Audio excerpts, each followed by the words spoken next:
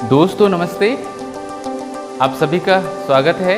मैं आपका संजय पुनः नई वीडियो के साथ। और आज हम देखने वाले हैं मगध साम्राज्य। भारत में मगध साम्राज्य का जो उदय होता है, कौन सा साम्राज्य? मगध साम्राज्य।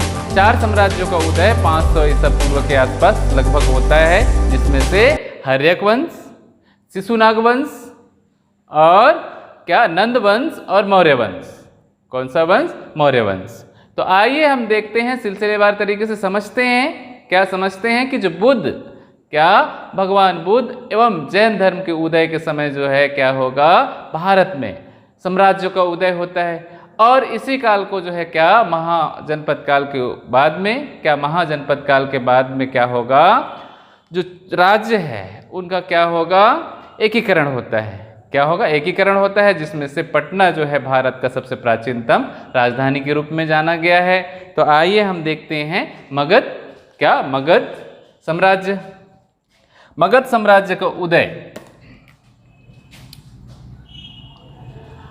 प्रारंभिक राजधानी मगध साम्राज्य का जो प्रारंभिक राजधानी है ग्रीव्रज या राजगृह के नाम से जाना जाता है। किसके नाम से जाना जाता है? मगध या राजगृह, ग्रीव्रज या राजगृह। ये जो राजवंश है, 4 राजवंशों ने मुख्यतः जो है 4 राजवंशों ने क्या किया, शासन किया। इसमें कितने राजवंशों ने? 4 राजवंशों ने, जिसमें से पहला जो है कौन सा? हर्यक वंश, जो 545 ईसा पूर्व से 412 ईसा पूर्व तक ये शासन किया। इसके संस्थापक अगर देखा, बिंबसार, कौन से? बिंबसार। आगे चलते हैं, दूसरा राजवंश शिशुनाग वंश, जो 412 ईसा पूर्व से 345 ईसा पूर्व तक शासन किए। और शिशुनाग वंश के जो संस्थापक है शिशुनाग, क्या? शिशुनाग। आगे चलते हैं, नेक्स्ट जो वंश है नंद वंश। कौन से वंश? नंद वंश। 445 से 324 ईसा पूर्व तक इन्होंने क्या किया? शासन किया। और इसी के शासनकाल में क्या होगा, भारत में महान शासक, क्या महान शासक जो सिकंदर है, यूनानी शासक, वो क्या करते हैं, भारत के पश्चिमी क्षेत्र में आक्रमण करते हैं, पहली आक्रमण। आगे चलते हैं, मौर्य वंश। चौथा वंश कौन सा है? मौर्य वंश। 323 से 184 ईसा पूर्व में मौर्य वंश। इसके संस्थापक कौन होते हैं? चंद्रगुप्त मौर्य। और चंद्रगुप्त मौर्य जो है चाणक्य, क्या? चाणक्य की सहायता से किसको आप देखेंगे, घनानंद को पराजित करते हैं। नंद वंश के अंतिम शासक घनानंद को पराजित करके मौर्य वंश की स्थापना करते हैं। और किसकी सहायता से? चाणक्य। और चाणक्य आप देखेंगे कहाँ? तक्षशिला। तक्षशिला के आचार्य थे। क्या थे? चाणक्य जो है तक्षशिला के आचार्य थे। आगे चलते हैं, पहला जो वंश है हम देखते हैं, पहला वंश हर्यक वंश। हर्यक वंश को पितृहंता के नाम से भी जाना गया है। किसके नाम से जाना जाता है? पितृहंता वंश के नाम से जाना जाता है। आगे चलिए, हर्यक वंश के प्रथम शासक बिंबसार।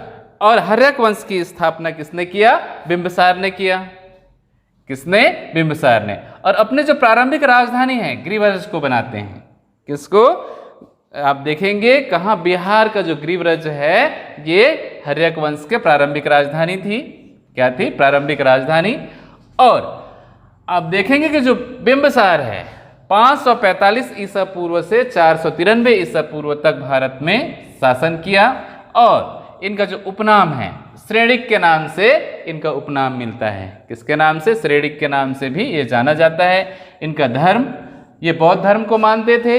कौन से धर्म को मानते थे? बौद्ध धर्म को मानते थे। आगे चलते हैं, राज्य विस्तार। बिंबसार जो है राज्य विस्तार के लिए त्रियक नीति अपनाते हैं। कौन सी नीति अपनाते हैं? त्रियक नीति को अपनाते हैं। और त्रियक नीति के अंतर्गत आप देखेंगे युद्ध, पहला क्या है? युद्ध, विवाह और मित्रता। कौन सा त्रियक नीति कौन कहलाता है? त्रियक नीति जो है युद्ध, विवाह और मित्रता। क्या? युद्ध, विवाह और मित्रता करके जो है राज्य विस्तार किया इन्होंने। आगे चलते हैं, जीवक, जो आचार्य, वेदाचार्य जो है जीवक, इनके क्या थे? दरबारी थे। इनके दरबार में थे। किनके दरबार में थे? बिंबसार का। और वेदाचार्य जो दरबारी है कौन थे? जीवक। और आप देखेंगे गौतम बुद्ध, क्या गौतम बुद्ध बिंबिसार के अच्छे मित्र थे। क्या थे? अच्छे मित्र थे। और इसीलिए इनको जो है वेलुवन जो उद्यान है गौतम बुद्ध को दान में दिया। किस में दिया? दान में। आगे चलते हैं। इनकी 3 पत्नियां थी। आप देखेंगे राज्य विस्तार के लिए युद्ध, विवाह और मित्रता की जो है, जिसको त्रियक नीति के नाम से जाना गया। और त्रियक नीति के तहत जो है ये बिंबिसार 3 विवाह करते हैं। कितने विवाह करते हैं? 3 विवाह, जिसमें से आप देखेंगे कौशल देवी प्रसेनजीत की बहन रहती है। कौशल नरेश प्रसेनजीत की बहन कौन? कौशल देवी। आगे चलते हैं। दूसरा विवाह जो है चेलना के साथ करते हैं। ये किसके साथ? चेलना के साथ। और ये वैशाली की लिच्छवी प्रमुख चेटक की बहन थी। किसकी बहन थी? चेलना वैशाली के लिच्छवी प्रमुख चेटक की बहन। तीसरा विवाह ये क्षेमा से करते हैं। किससे करते हैं? क्षेमा इनकी तीसरी पत्नी थी और मद्र देश की राजकुमारी थी। मद्र देश, कौन से देश? मद्र देश की राजकुमारी थी। और ये जो है कौन? बिंबिसार। आप देखेंगे राजगिरी नगर बसाया। बिंबिसार ने कौन से नगर बसाया? राजगिरी नगर बसाया। और युद्ध में क्या? बिंबिसार युद्ध में अंग और चंपा को जीता। कौन सा? युद्ध और चंपा राज्यों को जीता। कौन से राज्यों को?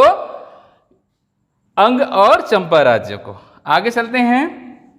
अवंती के राजा, अवंती वर्तमान जो उज्जैनी है, वहां के जो राजा प्रणोत को क्या हो जाता है? क्या? पीलिया बीमारी हो जाती है। कौन सी बीमारी हो जाती है? पीलिया बीमारी। और पीलिया बीमारी या उदर की जो बीमारी है उससे उसके इलाज के लिए अपने जो दरबारी, क्या? दरबारी आचार्य जीवक को जो है इलाज के लिए भेजा। किसके लिए भेजा था? इलाज के लिए भेजा। आगे चलते हैं दोस्तों। अजातशत्रु, क्या? अजातशत्रु। नेक्स्ट जो है कौन है? अजातशत्रु। बिंबिसार का पुत्र, क्या? बिंबिसार का पुत्र अजातशत्रु।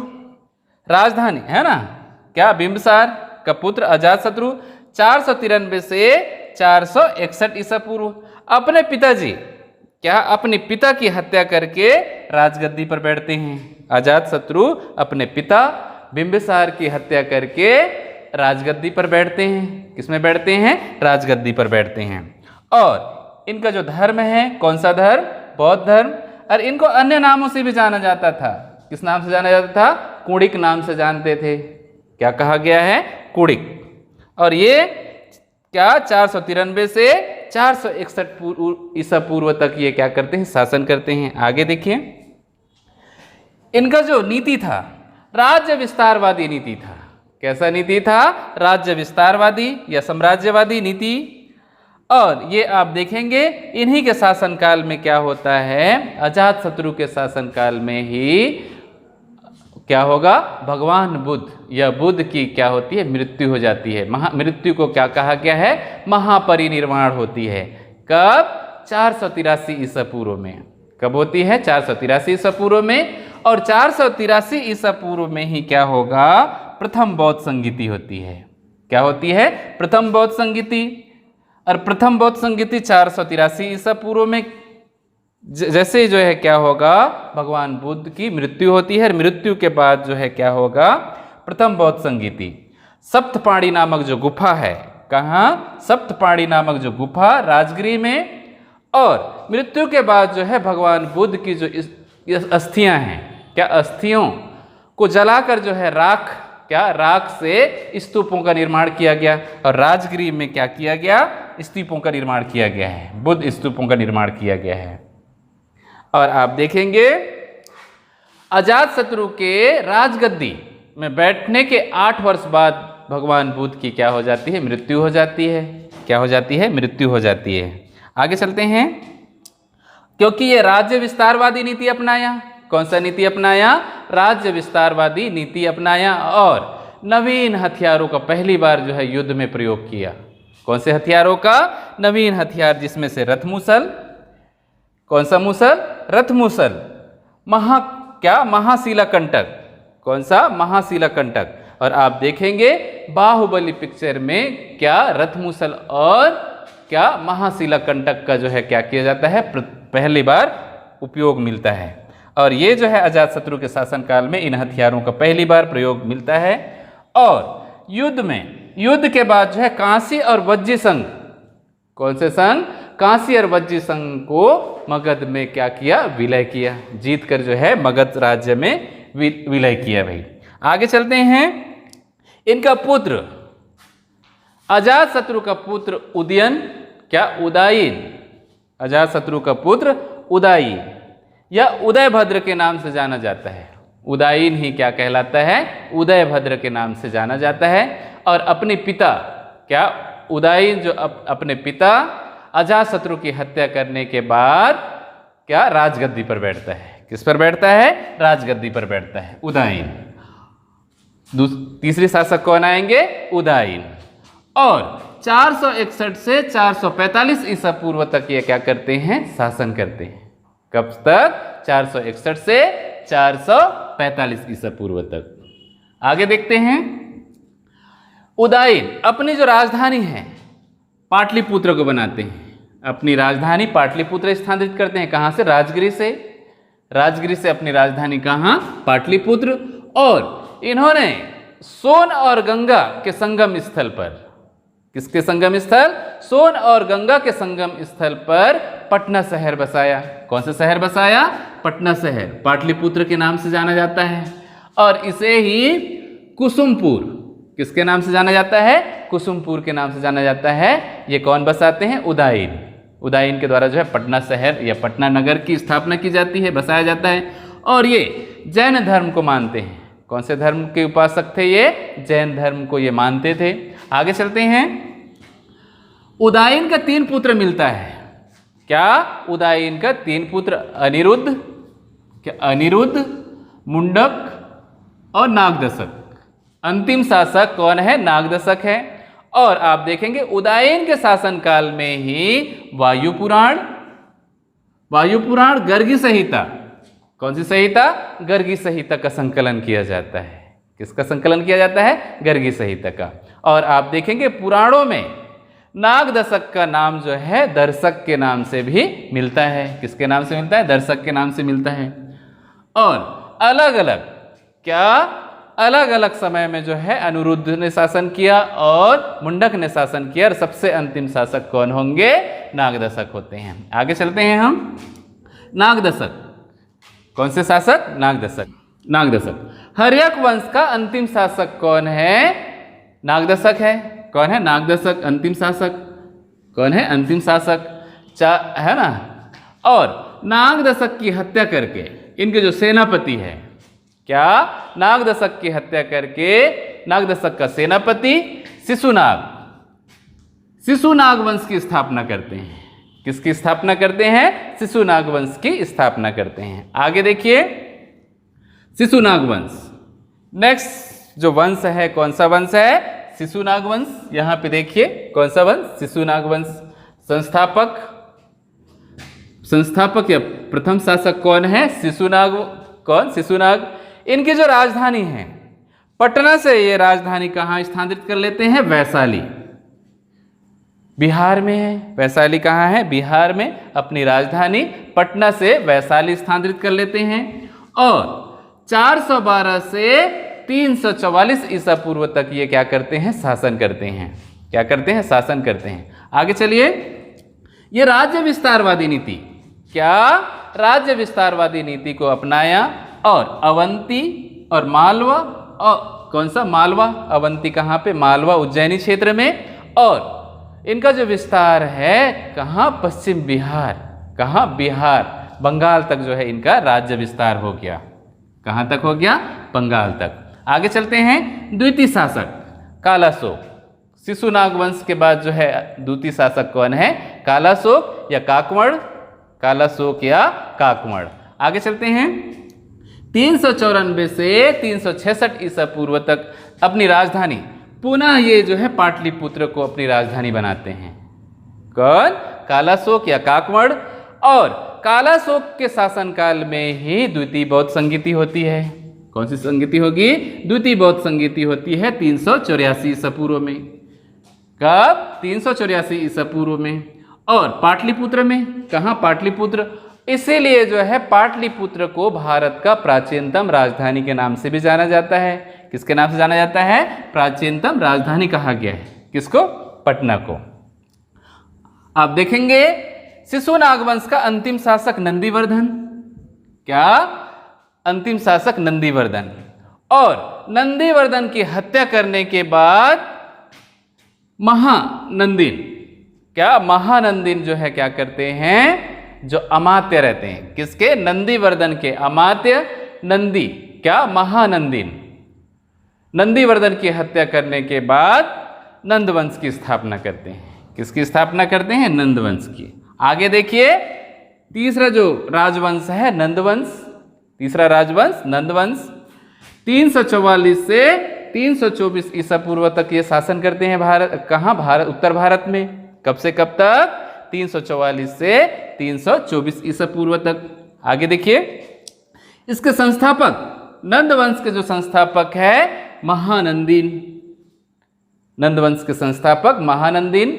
और महानंदिन की हत्या करने के बाद, क्या? हत्या करने के बाद इनके, क्या? इनके जो दासी पुत्र है, दासी पुत्र महापद्मनन, क्या? महापद्मनन महान या सबसे शक्तिशाली शासक हुए।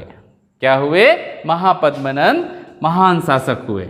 और भारत में ये पहला शूद्र शासक थे। कैसा शासक थे? भारत में ये पहला शूद्र शासक। किसको कहा जाता है? महापद्मनन को। किसको कहा जाता है? महापद्मनन को। आइए देखते हैं यहां पे महापद्मनन।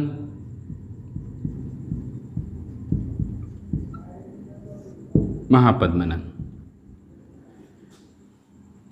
क्या? सबसे महान शासक। ठीक है, महापद्मनन। आगे चलते हैं। महापद्मनन को क्षत्रिय हंता के नाम से जाना गया है। किसके नाम से? महाक्षत्रिय हंता। महापद्मनन को किस नाम से जाना जाता है? महाक्षत्रिय हंता के नाम से जाना जाता है। और इसका अर्थ है क्षत्रियों का नाश करने वाला ही क्या कहलाता है? महाक्षत्रिय हंता के नाम से जाना जाता है, या सर्वक्षत्रिय हंता के नाम से जाना जाता है। आगे चलिए, महापद्मनन की अन्य उपाधियों के साथ भी क्या किया जाता है? इनको जाना जाता है, अन्य उपाधियों से भी ये जाने जाते हैं। जैसे अनुलग्नि, क्या? अनुलग्न, एकराट, भार्गव, पृथ्वी का राजा, एक छत्र। क्या? एक छत्र। क्या? अन्य उपाधि अनुलग्नि, क्या? अनुलग्न, एकराट, भार्गव, पृथ्वी का राजा और एक छत्र शासक के नाम से जाना गया। कौन? महापद्मनन। आगे चलते हैं। उत्तर भारत का प्रथम महान सम्राट कहलाए। क्या कहलाए? उत्तर भारत का प्रथम महान सम्राट किसे कहा जाता है? महापद्मनन को। किसको कहा जाता है? महापद्मनन को। और जो महान पाणि, आप देखेंगे पाणि क्या है? एक व्याकरण के रचनाकार को किसको कहा जाता है? पाणि को कहा जाता है। और जो आचार्य पाणि थे वो महापद्मनन के अच्छे मित्र थे। किसके अच्छे मित्र थे? महापद्मनन के अच्छे मित्र थे। आगे चलिए, प्रथम कलिंग विजय। महापद्मनन आप देखेंगे उड़ीसा का जो कलिंग क्षेत्र है वो हाथियों के लिए क्या किया जाता था? जाना जाता था, जिसको प्रथम क्या करते हैं? विजय हासिल करते हैं। और विजय हासिल करने के बाद क्या? नहर की स्थापना करते हैं। कलिंग में क्या करते हैं? विशाल नहर की स्थापना करते हैं, जिसका उल्लेख खारवेल जो शासक है, कलिंग शासक खारवेल, अपने जो हाथी गुफा जो अभिलेख है उसमें उल्लेख मिलता है। किसमें उल्लेख मिलता है? हाथी गुफा अभिलेख में उल्लेख मिलता है। और नंदवंश को ही महाबोधि वंश के नाम से भी जाना जाता है। किसके नाम से जाना जाता है? महाबोधि कहा किसने? अग्रसेन ने। महाबोधि किसने कहा? अग्रसेन ने। आगे चलते हैं।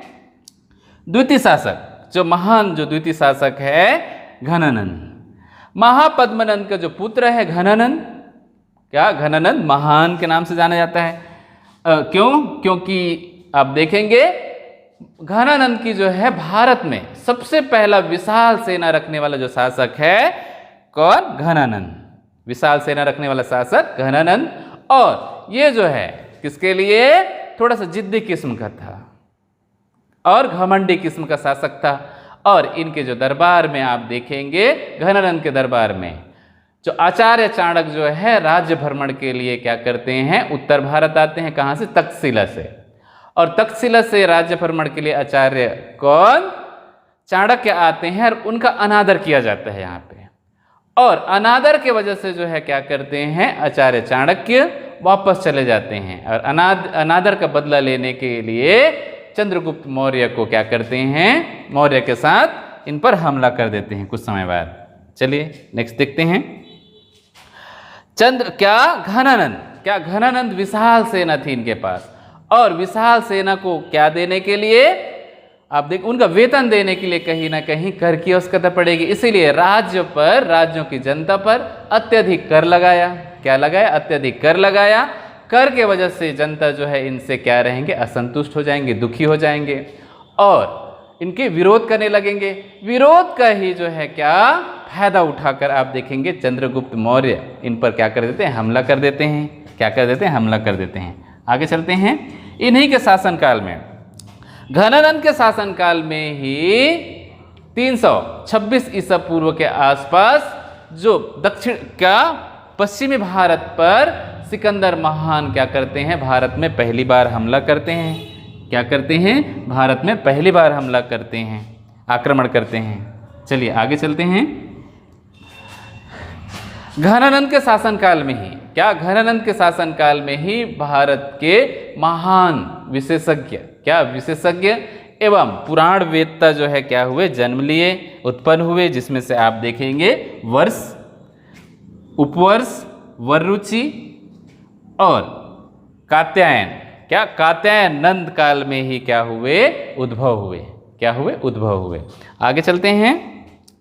323 ईसा पूर्व में घनानंद की हत्या करके घनानंद को पराजित कर चंद्रगुप्त मौर्य जो है मौर्य वंश की स्थापना करते हैं। चाणक्य की सहायता से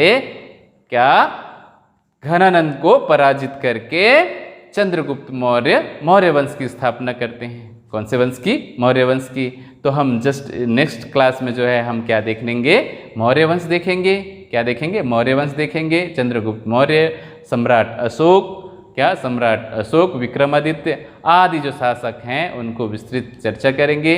तो निश्चित तौर से आज की जो टॉपिक है वो आप लोगों को समझ में आ गया होगा। तो हमारी जो वीडियो है लाइक, शेयर और सब्सक्राइब कर दें, जिससे कि और बेल को निश्चित तौर से बजा दें, जिससे कि नई वीडियो जैसी अपलोड हो नोटिफिकेशन आप तक पहुंच जाए और ज़रूरतमंद लोगों तक पहुंच जाए। तो थैंक यू सो मच हमारी जो वीडियो है उसको देखने के लिए। थैंक यू सो मच दोस्तों।